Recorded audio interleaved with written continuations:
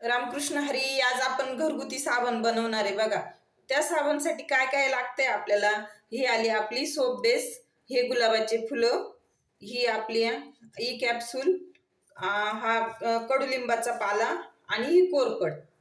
आपण त्यासाठी आता अगोदर काय करणार आहे, हा जो कडुलिंबाचा पाला आहे आपण हा छान असा स्वच्छ धुतलाय बघा, ओलाचे अजून. हा छान कॉटनच्या कपड्याने पुसून घेऊ.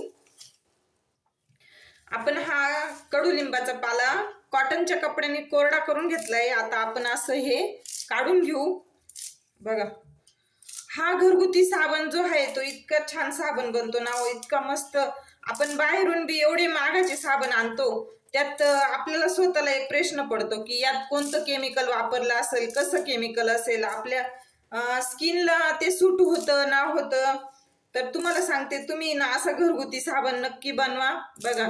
आपण हा जो लिंबाचा पाला आहे हा पूर्ण असा ओरंबडून घेतोय. इतकं चांगलं साबण बनतो. आपल्या स्किनला कशी स्किन असू दे, कसे पिंपल्स असू दे, तरी पण काही दिवसातच फरक पडणार. आणि जे केमिकल म्हणजे बिलकुल केमिकलच नसतं यात बघा. आपण आता हे पूर्ण असं काढून घेतलंय. आपण ही कोरफडचं जे पान आहे ते पण असं हे जे वरचे काटे आहेत हे आपण असे काढून घेऊ, जेणेकरून आपल्याला साळायला मधला गिर घ्यायला अगदी सोपं जाईल बरं का. हे जे आहे असं अगदी अलगद असं काढून घेणार आहे आपण बघा. हे असं काढून घेऊ आणि हा जो भाग आहे हा वरचा, हा असा अलगद असा दोन भाग करून घ्यायचे आणि काढायला, जेणेकरून एकदम सोपी जातं बरं का. हे बघा, आता आपण हा पूर्ण गर असा काढून घेऊ. असा पूर्ण गर काढून घ्यायचा आहे बघा. आपला हा पूर्ण गर काढून झालाय. मी आता छान हात क्लीन करून घेते स्वच्छ. आणि आपण आता काय करणार आहे, सोप बेस जे आहे ती मेल्ट करण्यासाठी ओव्हनचा वापर नाही करणार आहे मी. आपण वाफेवरच करून घेऊ, पाणी ठेवून. पाणी ठेवते आता. आपण पाणी ठेवलंय कढईमध्ये गरम व्हायला. आता ही जी आपली सोप बेस आहे ही कट करून घेऊ बरं का. हे बघा, ही सोप बेस आहे ना आपल्याला कोणत्याही किराणा दुकानात सहज भेटून जाते, किंवा नसेल किराणा दुकानात नाही भेटली तर ऑनलाईन पण आपण मागवू शकतो. ग्लिसरीन बेस आहे बरं का हा बघा. ही अशी छान बारीक अशी कट करून घ्यायची. आपला हा अर्धा किलोचा आहे तर आपण निम्मच घेतोय बघू. आणि छान छोटे छोटे काप करून घ्यायचे, जेणेकरून आपल्याला लवकर वितळल्या जाईल. हे बघा, अगदी असं छान. आणि आपण जे बाहेरून बी साबण घेतो त्यात बी काय काय असतं ते सांगता येत नाही आपल्याला. ही आपलं कडुलिंब आणि ॲलोवेरा ही खूप आपल्या त्वचेसाठी खूपच औषधी आणि गुणकारी असतं. त्यात आपण आज गुलाब पण वापरतोय. गुलाबाने कसे छान वास पण येतो आणि वेगळा फ्लेवर असतो गुलाबाचा. हे बघा, अगदी छान असे काप करून घ्यायचे. आणि आपण गरम पाणी आपलं गरम होत आलंच आहे, त्यात टाकून घेणार आहे आपण बरं का.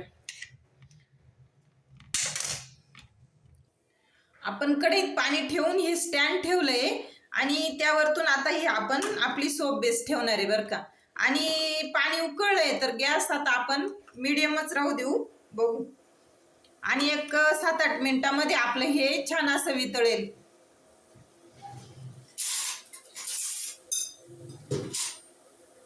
बघा. होतंय थोडं थोडं वितळतंय बरं का.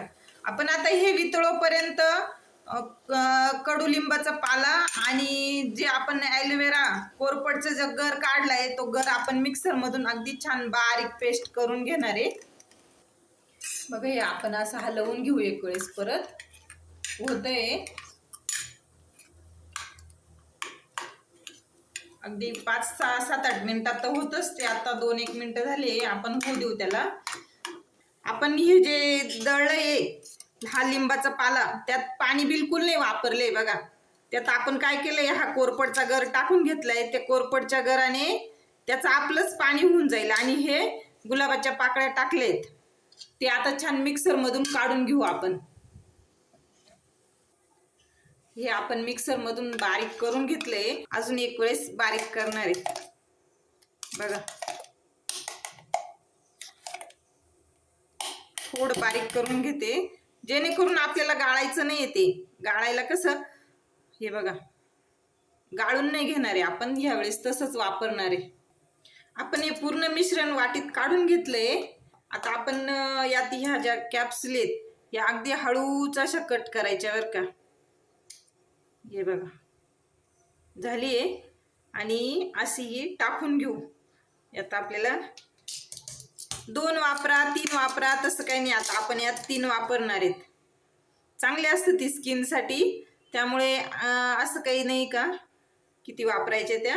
हे बघा, आणि कडुलिंबाचा पाला आणि कोरफड आपल्या स्किनसाठी खूप चांगलं असतं ते. हे आपल्या 3 कॅप्सूल वापरले आपण. हे चांगलं अगदी असं एकजीव करून घेऊ. चोथा वगैरे काढायची काही गरज पडली नाही, कारण लिंबाचा पाला पण चांगला होता आणि कोरफडचा गर अगदी ताजा होता. गुलाबाच्या पाकळ्या त्याचा तर काही चोथा नसतो, त्यामुळे आपण ह्यावेळेस असं गाळून घेतलं नाही. तेच छान पेस्ट बनवली त्याचीच अगदी बारीक. झालंय एकजीव. आपण आता ते बघून घेऊ आपली सोप बेस वितळली का बघतो. बघा ही आपली सोप बेस छान वितळली आहे. आता आपण हे जे बनवलंय त्यात टाकून घेणार आहे. खूप साधी आणि सोपी पद्धत आहे बरं का ही.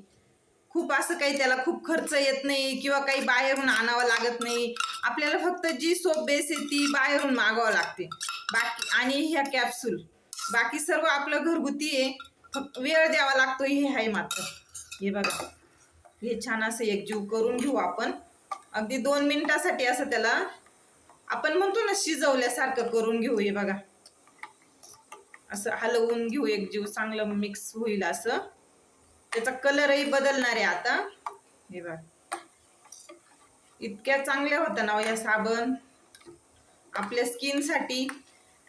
हे बघा, एकदम मस्त होता या साबण. आपण त्यात ह्या वेळेस गुलाबाचे फुलं पण वापरले. बऱ्याच महिलांच्या कमेंट आल्या होत्या, तुम्ही गुलाब नाही वापरत, तुम्ही शिककाई साबण नाही बनवत. बनवणारे आपण शिककाई साबण पण बनवणारे. झालंय, आपण काडी खाली उतरवून घेतलंय. ते थंड नाही होऊ द्यायचं बरं का आपल्याला. ह्या आपल्या बघा गुलाबाच्या पाकळ्या आहेत, आपण टाकून घेऊ थोड्या थोड्या. खूप छान दिसतं बरं का होते. आपण दिसायलाही चांगले वाटतं आणि आपल्या चेहऱ्यासाठी स्किनसाठी पण चांगलं हे बघा. आपण आता आणि हो, आपण यात 1 थेंब सुद्धा पाण्याचं वापरलेलं नाही. कडुलिंब जरी दळून घेतलं तेव्हा पण आपण पाणी वापरलं नाहीये. तेव्हा आपण कोरफडचा गरज वापरलाय.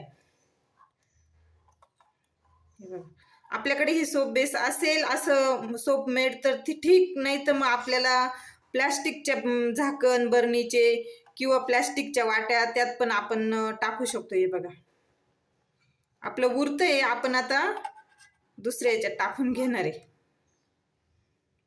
तुम्हाला दाखवते मी.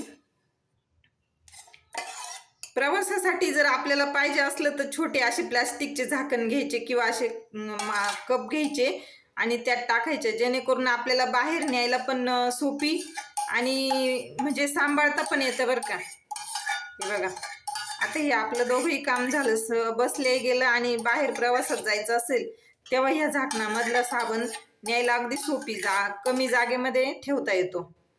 आपण आता हे गुलाबाचे जे पानं आहेत हे अजून टाकून घेऊ. इतके सुंदर बनतं हे साबण. आयुर्वेदिक साबण आहे.